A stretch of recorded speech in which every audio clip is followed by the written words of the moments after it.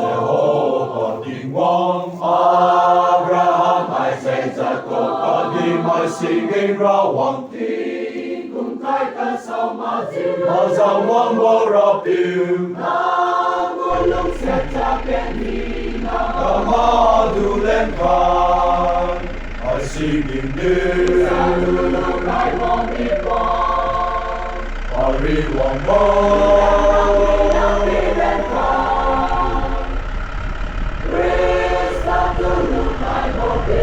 Ai bên tân tân khói cho kèm đi nó lên rock you lúc xa bị khai yên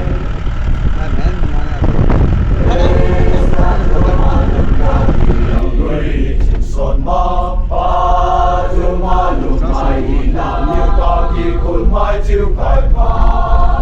lúc khai mai đi bao lúc xa lúc tao về chúng quy thôn bám đê mà xin gìn đưa sa lu khai bom mi qua Paris hoàng bao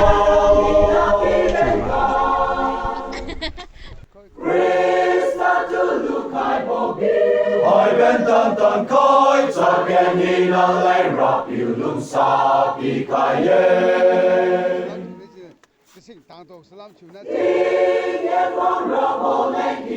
bao nhiêu lễ khai Christa tu mà lầm bao hai tiếng cùng khai khả lễ mà ghét tiếng cùng sao sang tiếng ghen nào lùng ra bao lễ ghét Christa tu biểu ra kẻ nhìn cả bên khai băng đê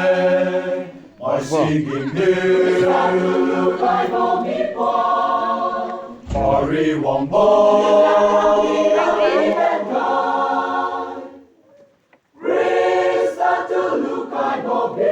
hai bên tân tân khói cho kèm đi nó lên rock you lúc xa bị khai yên